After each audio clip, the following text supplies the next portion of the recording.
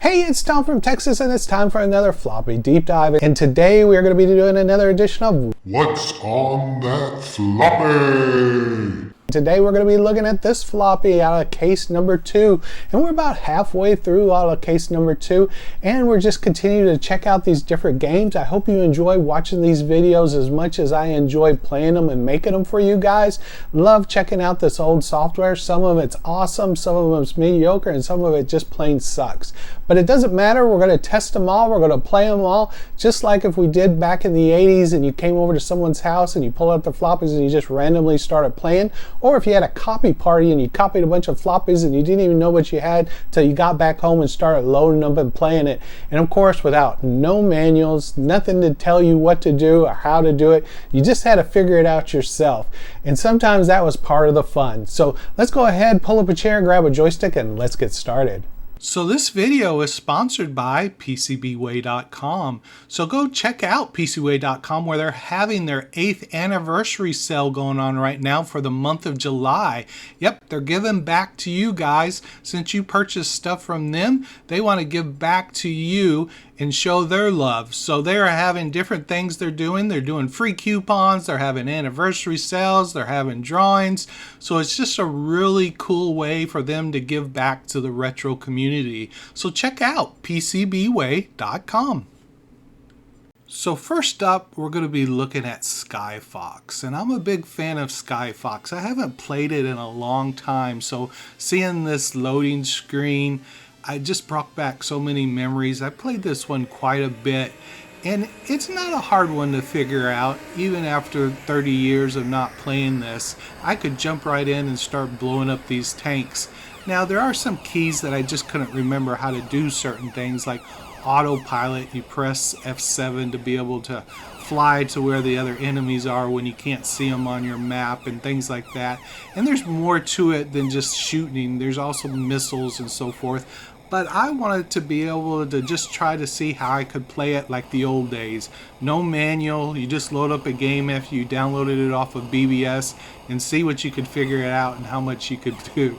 And I think I did all right, so I jumped right into it. And Sky Fox was one of the best-selling games for the Commodore 64 as of late as 1987. It sold over 250,000 copies. And it's just a quality game, a good flying game. They did a really good job on it. It came out on multiple systems. It came out on the AppleIIe originally in 1984, and then it was released on the ZX Spectrum, the Amstrad, the Commodore, Macintosh, and the Amiga.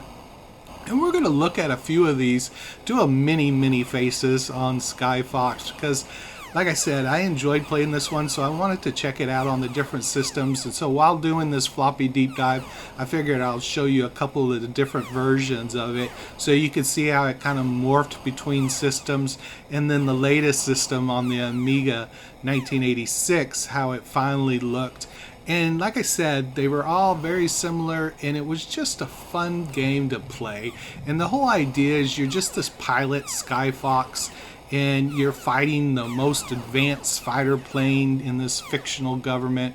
And I enjoyed it, and let's go ahead and check out some of the other systems like I said. So let's jump into Sky Fox, the original, the OG on the AppleIIe. And that's why I love the AppleIIe so much, is the fact that a lot of these games originally come on that first. And I love to see the first. You know, in my mind, I always saw the Commodore 64 versions, so I never seen these other versions, and I just love checking it out. So that's why I figured if I'm loving it, I'm hoping my audience loves it. And you know, I love our retro community and how I could share this with you guys, and then hearing your thoughts on the different stuff. Did y'all play Sky Fox? I'd love to hear anything if you have any fond memories of playing this game. But it was just a blast. I love going around, going and shooting these tanks. And here's the same level and everything, just so you guys can see it. And I love the explosions on the Apple and the different color. You always got that little uniqueness that you could tell that's the Apple II when you're playing. And like I said, just a fun quality game, and seeing it on the original here is just very, very cool. Now, I want to show you some of the other versions too, and I will, but I want to go over some of the different things that you can do. So basically you consist of finding and destroying enemy tanks and planes and motherships, and it has 15 different scenarios that you could play at 5 different skill levels. So your view is always from the cockpit right here, right from the jet, and I like that view. I like to be able to play, and on here you just hit A for autopilot. Very complicated to figure out, right? And I probably should have dug up the manual so I could have got more information on that. But you know, it's just cool because you got your radar guided missiles and your heat-seeking missiles and your laser cannons, and you got your deflection shields, and you can get up to your top speeds Mach 4. So just fun, exciting. So let's check out the ZX Spectrum next. So here's the ZX Spectrum version, and they always have a cool title screen on Skyfox. Not that the other games didn't either, but I'm impressed with their graphics. They always put a cool little title screen. And so just like the other games, you saw it start off in your tactical display. You do your launch out of the tunnel, and you're out shooting. Now again, this one here, the sound's not quite the same. You kind of got a little, you'll hear the little choop when you're shooting, and it's different. Now this is the first time I ever played the ZX Spectrum version, which will be the case in most of these videos, guys, just because I just got my ZX Spectrum and I didn't grow up in the UK, so I never had these games. So but I always love it when it pops on the list of what they ported it to, and this one was on there too. So just playing it, checking it out, you can see how the graphics are different, but still how they did a really good job of copying the original, and when they ported it over to keep that same kind of feel of flying in the cockpit, shooting your lasers at the different tanks and so forth.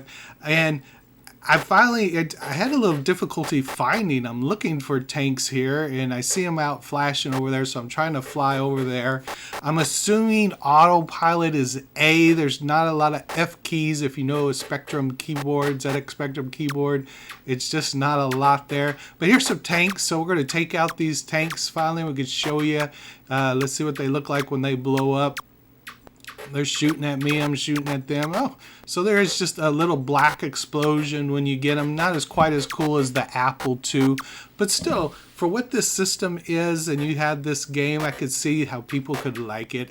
I take it easy on the ZX Spectrum because I could always rip it apart for sounds and so forth. But it's amazing. There's no reason to rip it because it's amazing how they took the gameplay and still made it where it was fun and very much like the original on this system. So cool to see a different version. Enjoyed it. Now let's go ahead and jump over and check out what the Amiga version looked like. Speaking of cool title screens, look at that Skyfox on the Amiga. The Amiga was just a badass system back in the day when you got it in the 80s. The music was incredible, the graphics were incredible, and just loved the look of this when I loaded it up. I was like, wow, in 2 years, look at 1986, here it is out on the Amiga. And I love that I also got the Amiga because a lot of these games that were on the 8-bit, how they ported them over so you could check out kind of how they upgraded and evolved. And look at the explosions on this one and the tanks and just the graphics of it all. Just a really cool version. And this is one of the early ones on the Amiga when it came out, because this came out in 1986 on the Amiga. So really did a great job, and you could just see the evolution, right? You could see how it's just changed over it. A's also autopilot on this one, and I just wanted to show you. You can hear my clicking in the background because I'm doing my best to talk and play at the same time here, and I just want to make sure I give you a good representation of the Amiga, but I enjoyed it. I think this is just awesome. And of course, I couldn't show you all the different levels, but I wanted to stay consistent and show you the same on each of the different versions so you could compare. And like I said, the Amiga is just so cool looking. So let's go ahead, wrap this up, and let's move on to the next game. So next we're going to be looking at Burger Time that's on this floppy. And Burger Time This one is a clone of the Data East game. It's not an official port, but this is what we had on the Commodore 64. And I don't believe there was another version that came out, Burger Time, for the Commodore 64, so this is all that we had. And it's okay. I'm a fan of Burger Time, right? I enjoy it. And compared to, you know, official ports in the arcade of Burger Time, and I played it a lot on the Intellivision when I was a kid. We had Burger Time, but this one, like I said, not an official port, and I just didn't think it was really that good. The characters aren't really even chasing me. It's like they don't even know that I exist, even though sometimes I get killed. It's sad because they're not even paying attention that I'm on the screen. And in Burger Time, if you know, they really do chase you, and they chase you hard on the different versions. I also didn't like the pepper and how the pepper worked on this one when you tried to do it, because the pepper just stopped at one spot and I couldn't really tell where it was going to go. And so it just didn't play as well as it did. Now, does that mean that I didn't play this when I was a kid? Oh, I played it. I played it quite a bit. You can't tell how I'm playing here. Look, see how the pepper just kind of stays there and then they kind of walk into it? Anyway, so I played it quite a bit as a kid because I was a big fan. And, you know, I'm even actually thinking of doing a mini faces of the Burger Time. And I can remember the first time I saw Burger Time arcade, it wasn't even actually at an arcade. Do you guys remember the TV show Starcade? Starcade was a game where they had contestants go on. It's usually like a father and a son that would go on, and they would play different arcade games. And it was the first time I ever saw it, and it was on in like the early 80s. And that was the first time they did it. They had an episode where they played Burger Time, and I thought that looked like the coolest game, being chased by these hot dogs and eggs. And so when we did get it for the television, I thought it was so cool. And then, of course, when I got it for my Commodore 64, when I downloaded it, I was excited. But again, the graphics are okay, but it's just not the same kind of gameplay. So anyway, it's just, it is what it is. So I also want to show you, it came out, the original Burger Time on Apple. So I wanted to show you the AppleIIe version of it. And I really enjoyed that one. So let's go check that one out. So here's the AppleIIe version of Burger Time, and this is more like it, right?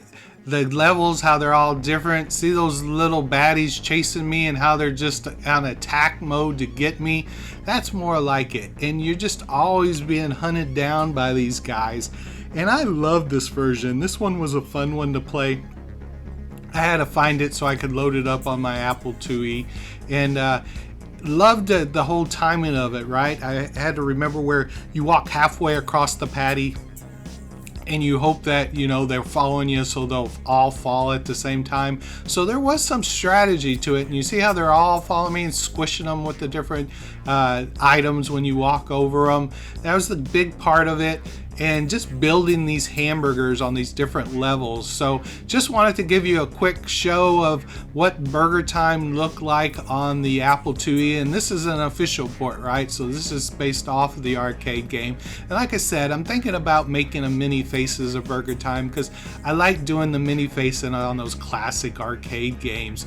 If there's any classic arcade games that you would like to see mini faces done on, you know, shoot me an email, p1tom@yahoo.com. I always love to hear the suggestions from my retro community. So let's go ahead and move on to the next game on the Commodore 64. So next we're going to be looking at Quasimodo on the Commodore 64 that was on this floppy. And I like Quasimodo. It was quite nice little game. It looked especially promising here at the beginning with everything, and starting off with these warriors climbing up the ladders trying to get you, and you have these rocks and you're throwing at them to take them out. And I found coming over easier here than trying to throw it down the ladder in this version, because those angle arrows are just, they're quick. They're kind of tough and they'll get you. So now that I've killed off those soldiers climbing up, got to watch out for the bat, and you got to collect this jewel that's off to the side. And I'm just trying to figure out what I'm doing here.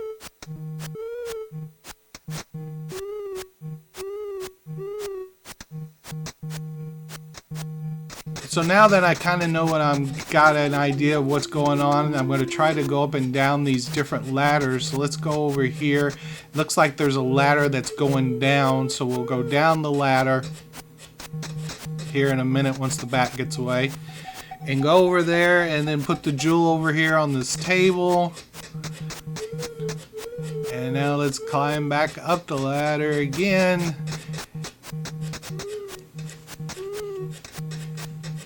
And I liked how the graphics looked on here. I liked the detail of this. And for 1984, I don't think a lot of people played this as much as they played the Hunchback game. A lot of people remember the Hunchback, but they don't remember Quasimodo. Now, when I come up here, I can swing on these bells. So I swing on the different bells while I gotta avoid the bats killing me, right? And just like those other games, you gotta jump rope to rope, which I didn't do a very good job there. So let's give this another shot and avoid it. But you gotta jump from bell to bell, and you're just trying to work your way up these different levels. And like I said, I enjoyed this one. I thought it was fun. I also have it on my Atari 800 XL, so we're gonna be checking that one out too, because it's worth checking out on there, because there are definitely differences between the two systems. And as you can see how the different levels advance and how you got to go through it. Now swing on the bells. Just loved it. I give this one 2 thumbs up. And if you've never played Quasimodo, I give it a high recommendation to check it out. And because I think a lot of people might have missed this gem. So go ahead, download it and check it out. Let's go ahead and check out the Atari 800 XL version. So now we're going to look at the Atari version of Quasimodo. As you can see, it starts different and looks different than the Commodore 64. And this was released by Snap Software Corporation in 1983 on the Atari. And I love Snap's games. I think those are great ones in the early days when they came out in '84. And this one has like a teleporter that you go in, and the guys move much slower coming up the ladder, so they're not shooting those arrows constantly. I think the Commodore 64 version was harder when it came to that, when they were attacking up the wall here. Because look, they got little bullets. They just shoot little 2 bullets at a time at you. But the other ones, I had arrows coming all different directions. They could shoot at me. These guys, they move so slow up these ladders, I could just take them out one by one. And that's exactly what I do with these boulders. And up above, they have the bells. But look, there's another teleporter where you go in the teleporter for different things. So I got to go over here. Again, there's still that jewel that you collect and be a part of it. And then you gotta, again, here's the bells that you gotta swing on. I can't reach on it yet, so there must be something else that I'm supposed to be doing. Oh, I guess go in the teleporter. So you go in the teleporter, takes you down, still where like the title screen. 1-player game. If happy cannot copy it, Rob C can. So I guess if you're happy with it, don't copy it and give it to other people. So then you teleport back up. Now that I brought that jewel down, this ladder goes down. So that's them coming back up. So now I got to get rid of the soldier. So you can see the gameplay is definitely different. It's like a different game altogether, Commodore versus the Atari 800 XL. And this would probably be a good one to do an Atari versus Commodore series on, just because of the differences.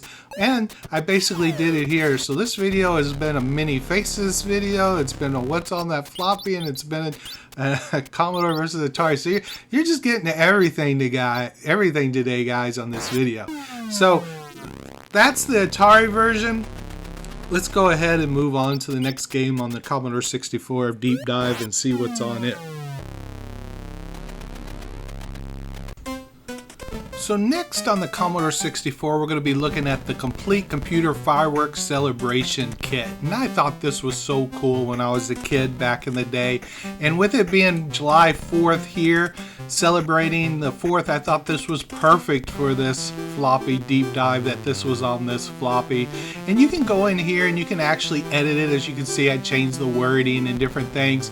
Pick your different fireworks.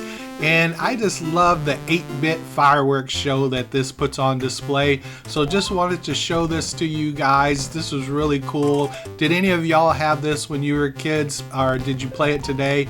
but just love messing around with this again. So there's a little bit of the computer fireworks celebration kit. Let's go ahead. When this finishes it, we'll move on to the next game.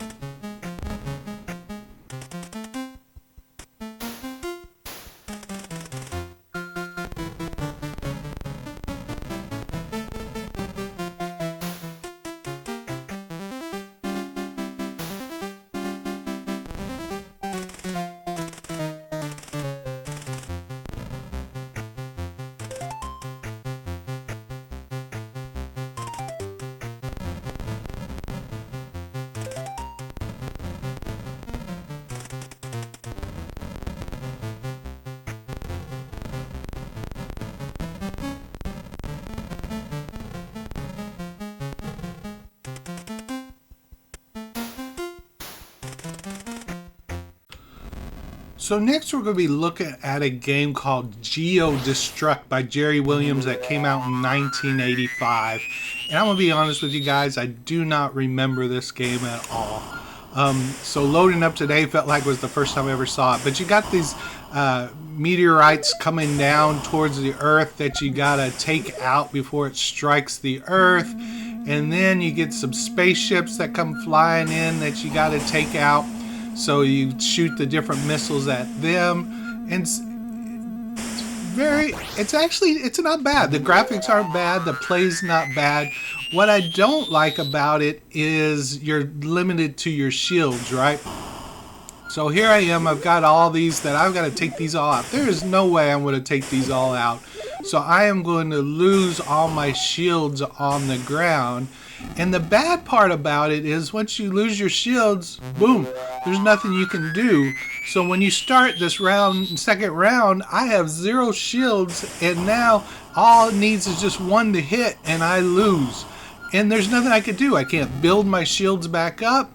I just keep having to start over, and I did not like that. So a little disappointed. This one's just okay. I give it a C. So let's go ahead and move on to the next one.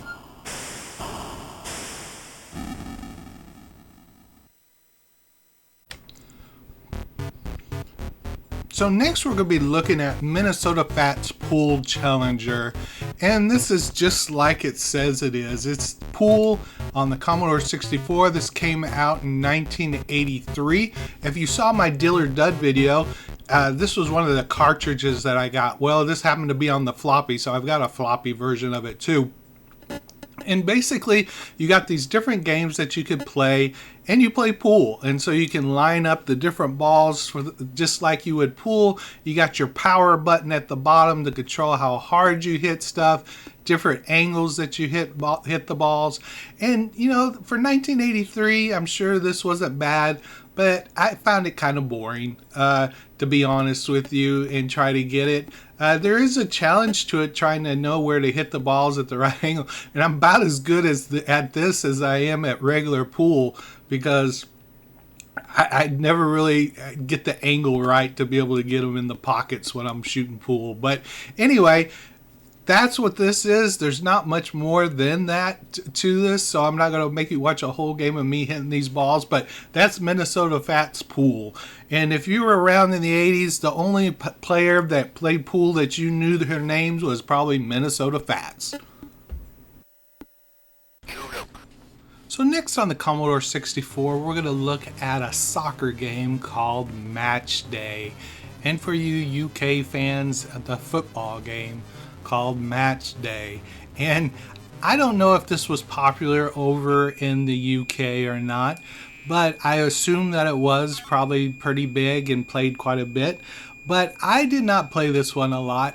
There were other soccer versions. I like the international soccer better than the Match Day. But I like the graphics. It looks like they tried to do a good job on these graphics and the full player here, and you can see their face and everything. I did like that about this game. I thought it was too easy. I might have selected an easy version. I'm not sure. But when I was playing this, I thought it was easy to move up and down on the Commodore 64 and get in there and to score quite easily. So I thought it wasn't the most challenging of game.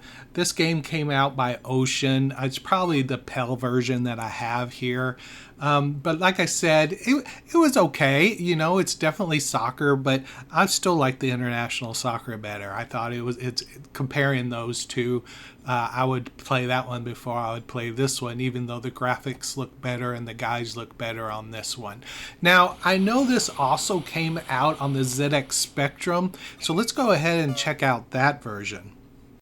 So here's Match Day on the ZX Spectrum, and this also was published by Ocean Software in 1984, and this is the OG. So it was originally released on the ZX Spectrum before it got later released on the Amstrad and the Commodore 64 and the BBC Micro. And this was the first game in the Match Day series, and I have to admit, I like the ZX Spectrum better than the Commodore 64 version. Here's the reason why. I think the gameplay is better. I felt that it was a little bit more difficult. I could move around on the field, but it wasn't like on the Commodore 64 where it just seemed simple to run to different places. Now, ZX Spectrum version, it had the large moving footballer characters, just like you could do. You could dribble, you could throw in, you could take corners. And so it was really good. And so I'd be interested to hear from my people, my community, retro community over in the UK, of which version did you play and which one did you prefer? Because I thought this one was good. I enjoyed playing this one. You know, the graphics aren't as detailed as the Commodore 64. Doesn't matter. The gameplay, though, of this was so much better. And I enjoyed playing this one. I thought it was fun. I thought it was more difficult. And just wanted to check it out. It was my first time to play Match Day on the ZX Spectrum. And it was really cool. So, all right, I give it a thumbs up. Let's go ahead and finish up and watch the last one on this floppy deep dive. So that's it, guys. That's everything that's on this floppy today. I hope you enjoyed it, taking a little trip back to the 80s, playing this software that was on my Commodore 64. And I hope you liked it as much as I enjoyed loading this up and playing it. And if you played any of these games, love to hear your comments down below. We're not done though. Keep going and check out these other videos that I'm showing here at the end. I also did a lot of floppy deep dives, and if you haven't seen them all, it's time to catch up. So go ahead and click on one of these other videos and watch it too.